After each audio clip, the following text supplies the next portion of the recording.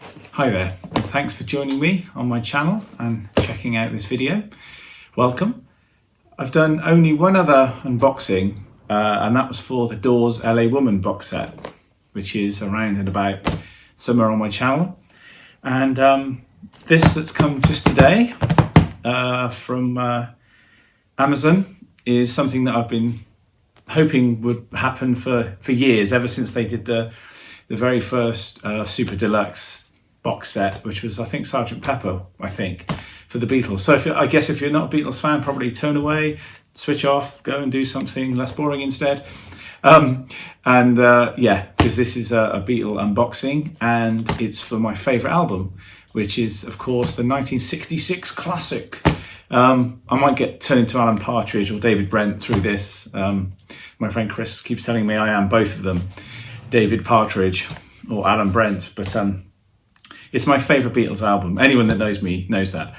I'm a massive fan of the Beatles, but I'm also quite subjective about it. I mean, I don't like everything. I own everything, meaning albums and singles and EPs, but, you know, I have my favourites and things I don't like, and I can talk very openly about what I like and what I don't like. It's not just all, they're brilliant. You know, I have my favourites, and sometimes that changes. Some days I'll like listening to Beatles for Sale, and then other days I'll just not want it anywhere near my record deck, and I'll soon play something else, you know, another Beatle record. But Revolver has always, for me, been an album that sounded great, when I first heard it early 80s, 90s, you know, noughties and all that, it always sounded good to me. It always sounded like it could be made yesterday, pardon the pun.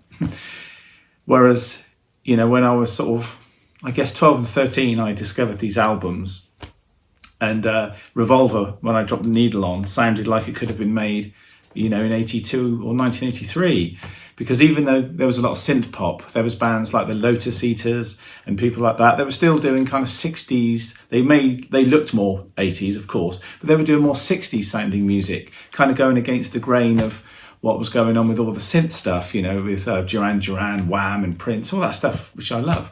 But, you know, the guitar pop was still around. So it sounded fresh to me then, whereas sometimes I'll come home maybe the week later or 2 weeks later when I've got more pocket money, and I'd come home with maybe Please Please Me or with the Beatles, that are still great albums, but they didn't sound as current, whereas, you know, from 66 onwards, they just jumped out of the speakers like they could have been made yesterday, especially Abbey Road, because they got the new mixing desk at Abbey Road and so on and so forth. But also Revolver, for me, when Britpop came back, I recognised that, as well as the Kinks and the Small Faces and the Faces and all of that business and all of those mod bands, and the Who to a certain degree, bands like Blur, Oasis and the Lars and all these bands were listening to that stuff, but in the image of the Beatles at this point in 66, with the round glasses, the slightly longer hair and the no longer the Beatles suits, but very hip looking mod suits, sometimes with turtlenecks, but sometimes with really cool paisley shirts and flowered shirts. It was just a cool scene, and all the bands, I've always said, looked great at that point. You know, the Kinks, you know, all of them. The Stones looked great at that point. It was just a really good time. We won the World Cup. Yay. It was just a hip time to be British. I think everything was coming from England. Anyway, so the album to me has always been a classic and my favourite Beatles album.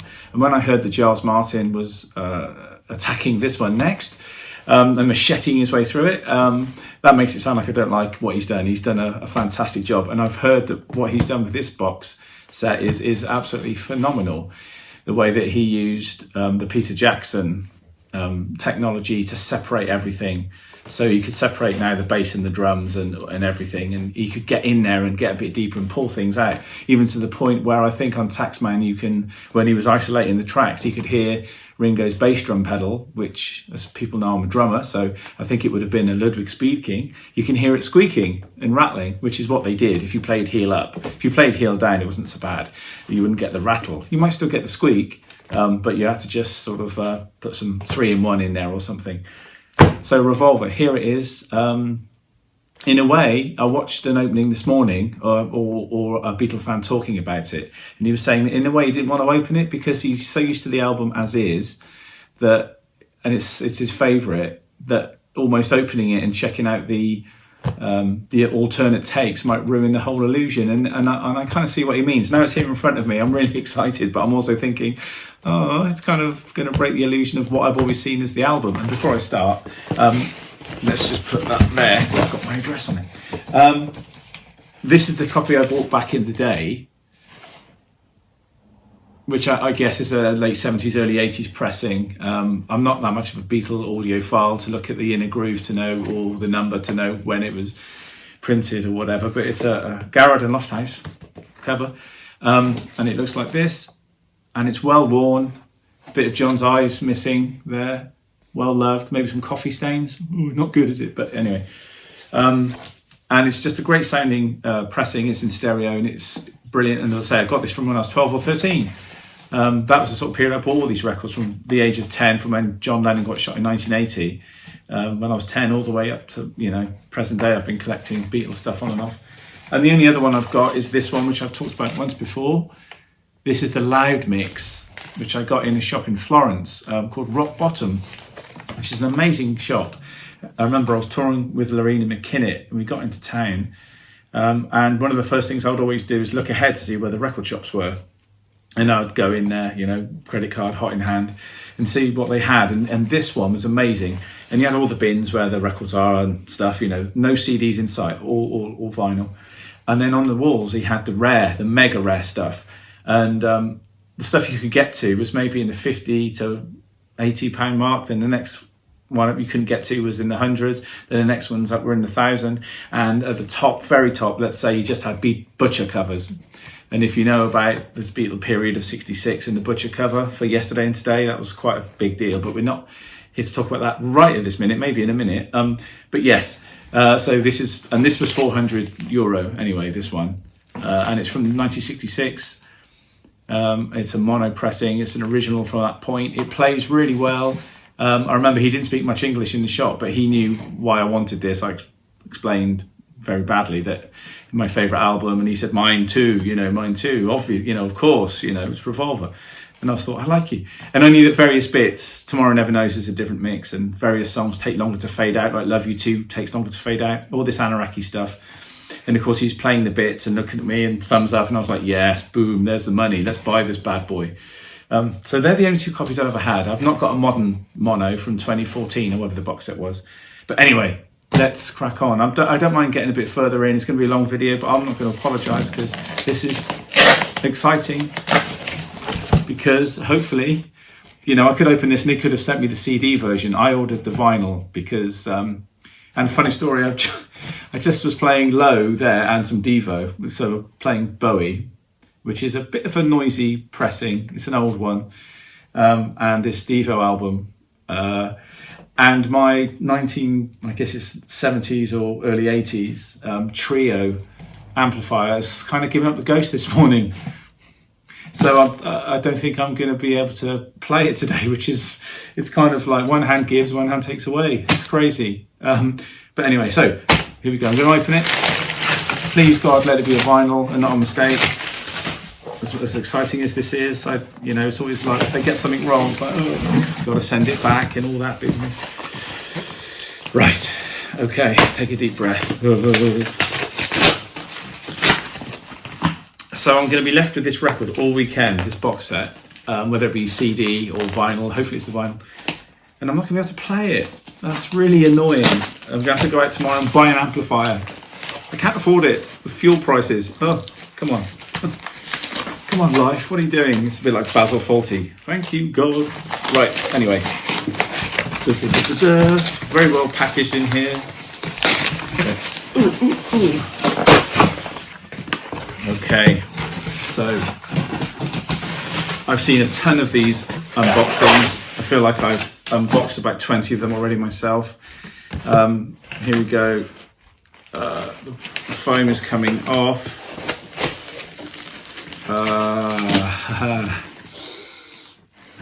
Okay, right, I'm picking it up. It's looking like it's made in the Czech Republic. This is what I'm seeing first. I'm seeing the back, which has got the cover, the classic cover. And as I say, I love the image of this at this time. I just think it's so cool. And it got me into buying polka dot shirts, and Bob Dylan, of course, in polka dot shirts, and the paisley shirts. And I used to have my hair like this when I could. I can't anymore. When I was a lot younger, because I really liked the way they all looked. And these glasses, the round glasses, are just amazing. Just so cool with the different lenses, different coloured lenses. So a bit of lens glare, but there we go. There it is. And I'm looking at it and it's got spines. It's got spines. It's the albums, yes, and it is quite heavy. This is quite a good workout, me just trying to hold it like this. I'm not keeping it very steady though, am I? And the Beatles Revolver Super Deluxe 4LP edition. New stereo mix. We know all this, don't we? I don't need to read all this. Anyway, there she is. Revolver. How exciting. And I can't play it. Anyway, we shall continue. And there's the other spine. I suppose I'll have to do it like that. And there's the bottom. And that's what it's going to look like.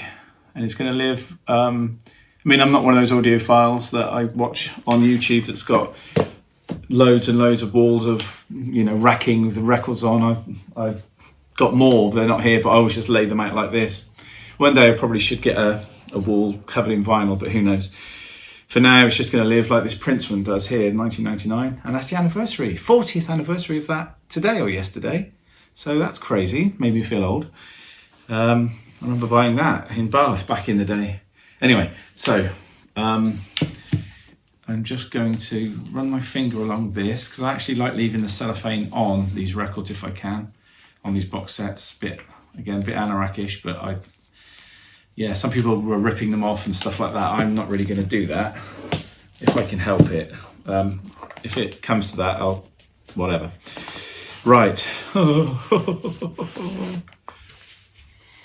Oh, that new record smell. Right. Okay, so the first one out is the stereo pressing. It's got the Parlophone sign and everything, as you would expect. Kind of a matte cover at the back. And I see what people mean now. I mean, it's glossy at the front, like the original, but it's matte at the back. So if you got sort of greasy hands, you're going to get paw prints on it. But I always think it adds to the love of the piece, right? It means you've been touching it and you're playing it. That's cool. But yes, that's very good. Very nice. It would have been nice if they had the inners that were like the one I've got there. They're just the normal white innards with the plastic, which is great, obviously, but it would have been nice if they could have got this one, which I'm not sure if all the albums came in. This one here. This is just on this one I got from Florence, the loud mix Revolver. But these kind of old school kind of versions would have been cool, I think, to have had. But instead, I think they're just, as I say, modern white ones, which is cool. Whatever. Every unboxing I've seen, there's somebody talking about something that they're not happy with. But then going, it's fine, I just want this. And I'm the same. It's not the end of the world. My amp dying is the end of the world, but anyway. And this is the mono, which I would have loved to have played first, actually. I'm going to have to sort that out this afternoon. I can't just be sat on this box set all weekend. That's crazy. I have to get down richer sounds or something. And there's the mono. Not much different than the stereo, just with mono on it instead of stereo. But this is the one I want to hear, the mono mix. Because I love the Beatles in mono. I was, as I say, I bought all mine in the 80s where everything was separated. Or some of the albums were. So on Please Please Me with the Beatles, its voice is one side. Sometimes some instruments too, but mostly the band this side, which makes for a really weird image. God knows what they were thinking. And I think there was a story I read somewhere that John Lennon went crazy when he heard it. He was like, what the hell have you done to our music? When he heard the sort of the early 70s or mid 70s remixes like that, he was stereo mixes. He was like, that's insane. What have you done? And I tend to agree. They're a bit crazy, but it's what I grew up with and it's what I know. But anyway, this is nice. There's the Abracadabra cover, which is what Robert Freeman, I think, put forward. I always get them wrong, Freeman and Whittaker. It's Freeman, isn't it? Because the back cover here, which is a different version, them looking down and looking at stuff, is Robert Whittaker. Yeah, so that front one's Robert Freeman. And if I make any mistakes, Beatle fans, please feel free to chastise me online and let me know. This is so cool. Oh, dear. Right, there's the single, Paperback Writer and Rain. And it's an EP, sorry, EP. There's the same songs both sides. One's a stereo, one's a mono mix. Again, when I can, I'm going to put on the mono and dig into that, because that's going to be so exciting. And again, here, this Ematex, these covers, these parlophones, which when you go into buy, especially when I was in Carnival Records the other day in Great Malvern, I was actually looking for Paperback Writer to buy. And all the singles used to come in this, maybe not as thick as this, obviously, they were more papery. Bit papery, Alan Partridge. But I wanted to buy one, but he didn't have it anyway. But what a great shop that is, you know. I'm sure he's got loads of these now and they're going out the door like crazy. But yeah, looking forward to playing that. But that's what they could have done maybe with the inners. The inner white sleeve is what I was thinking, a bit like this bad boy. But I'm sure Beatle fans who've got original 60s albums will probably tell me they didn't come with these or whatever. But it'd be an interesting tidbit. So there's that. So that's really chunky as well. It's fantastic. Feels great. Back to the Abracadabra. So that was the back. That's the front. I like that image. And who knows, if we'd have never seen the Klaus Voormann, we would have lived with that for the last 50 years or whatever it's been. And we wouldn't have thought anything of it, would we? But anyway. There's all the tracks, like loads of stuff. I did have a bootleg actually on CD, like 4 CDs. Of loads of outtakes, and I think some of those may not be on here, so if you've got that, it's like a little 4 CD set of naughty bootlegs. There was loads on that, and I'm actually still looking for the 76 mix of Revolver, which I think is on Apple label, with the louder version of Got to Get You Into My Life, with the louder drum fills. And I know one of these outtakes is or alternate takes has got a louder mix without all the horns on it, because they released it on YouTube a few weeks ago, and that sounds great, and that's near to it. But yeah, so if anyone knows anything about that, I did know the number for it, but I can't think. But the louder version of Got to Get You to My Life, it's some recommendations, please let me know, because I want to get it. It's kind of a little bit dark, the sun's moved, but I'm just keeping going, because this just has to keep rolling. And how's this looking? This is looking like that, like acetates, labels. Again, most of you have probably just seen this. I tend to watch these when I'm cooking and stuff, and get the laptop or phone up and just sitting up there and just, while the stuff's cooking, just look at these videos. So I've seen umpteen of these, and I'm doing nothing different than anyone else. So I wouldn't be surprised if you just have already moved on. But exciting, it's just me doing it, and I wanted to put it out there. This is good. Again, it feels like, 180 gram or whatever, nice and heavy, all good. And I love the print on there as well. Really old school. She Dead? Yeah. Revolver Session, side 4, side 3, the Beatles, whatever. And this is nice too. A double album of them at Abbey Road. Again, I found if I'm sharing any pictures of like John's birthday or unfortunately his, death, I usually share pictures from the 66 period. So it'll either be the one where he's in this outfit here, tuning the guitar, looking down with those really cool shades on, or where he's playing the chord and making the face, or it'll be the same glasses and they're wearing the cooler suits with the black roll necks at the 1966 NME Winners Poll. I usually post those pictures because I think they're cool. And I think George's image at this point is excellent, and so is Paul. Ringo's too. I'm not so fond of the oval shaped glasses, but it's Ringo, right? In his drumming at this point, being a drummer myself is something that, I say to everybody, you've got to check his drumming from 66 onwards. He's given more space, he gets more confident, he's in the studio, he can actually play now and be heard. It's just great. Rain, she said, I'm going to forget some now, but Tomorrow Never Knows, of course. His drumming on all this stuff is superb. Anyway, really, really good. Bit of, White Album kind of dips down a bit and then it sort of comes back up for Abbey Road, Let It Be, Get Back, and Abbey Road at the end. And the last thing to come out is the book, Revolver, which again, I understand now why people have said I can't show you much of the book. Looks, it's awkward when you're filming. And some people have got multi-cams, probably got one here and one above them and all over. I've just got the one in front of me. That's the way I like to do my stuff. Nice and simple. So you're not going to get a bird's eye view or anything. I'm just going to hold it up. And it smells incredible. I think I'll be going out to get a bottle of wine later and sit down. I'm just going to beg, borrow and borrow an amplifier for tonight, because I just want to sit down, maybe with headphones. Bizarrely, actually, it's working with the headphones, but not through the speakers. The speakers are all crackly and weird. But when I played through the headphones, it's okay. So any audio sort of experts will know. They'll say, oh, that's your so-and-so's gone or whatever. But that's what's happening. So I in a way I can hear it, but I wanted to hear it with the air in the room, rather than on headphones. But anyway, so I can hear it, so I don't get the violins out. It's not too bad. I just wanted, as I say, hear it in the open environment rather than in headphones. But anyway, and you can see the hair. People have been talking about, you can see the hair here on the book for the characters and where they are, John, Paul, George and Ringo. And I guess you would have seen it already, but you can kind of see it there when it catches the light there. Oh, there we go, here. It's a nice touch. I see what they mean. And the Apple label, all good. Oh, that lovely creak and crack of, lovely. Okay, so we've got the track list in there. Again, I can see why people can't sort of show you and look at the same time.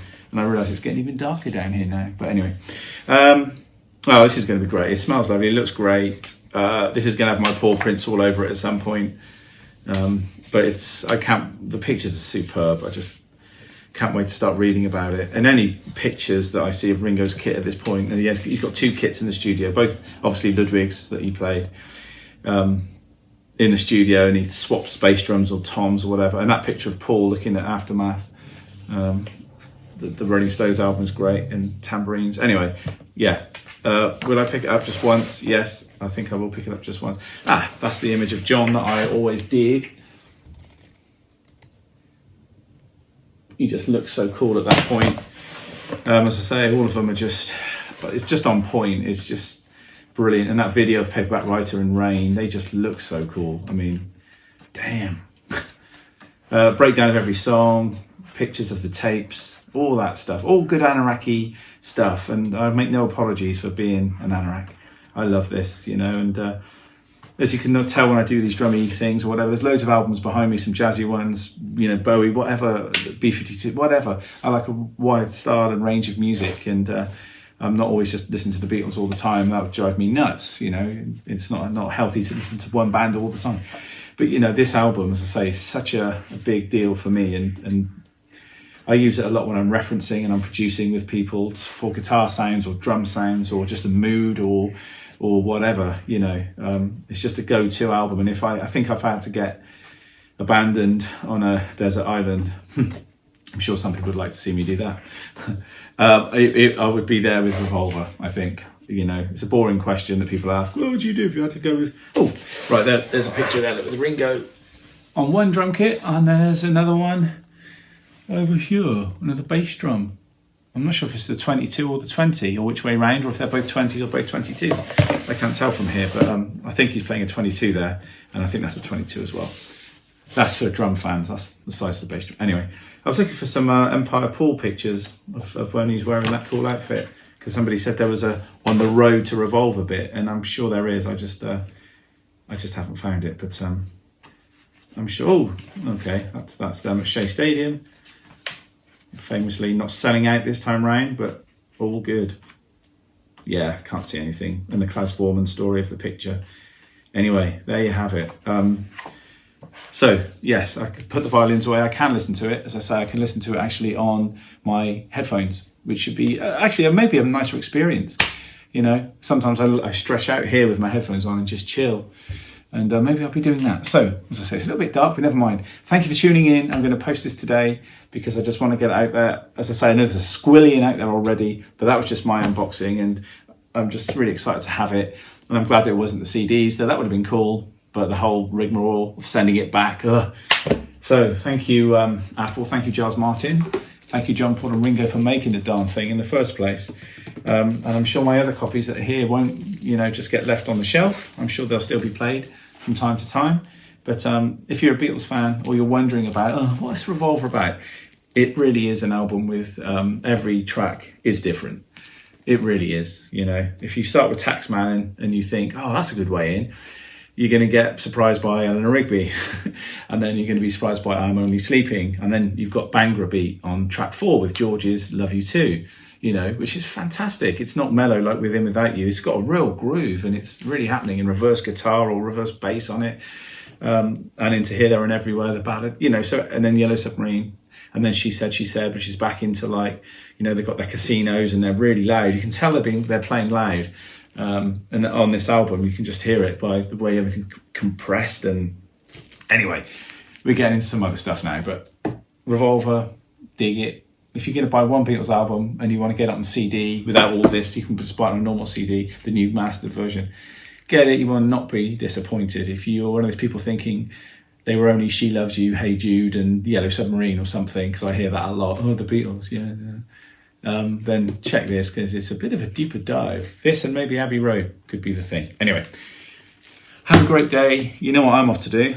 I'm off to Aldi to get some nibbles and some nice things to drink, and I'm going to sit down and dig Revolver. So have yourselves a great weekend. Beatles fans, party on. If you're not a Beatles fan, party on. Love life, love people, love everything. And I shall see you soon. Thank you for tuning in. Take care. Like, subscribe, all the business, and I shall see you soon. Bye.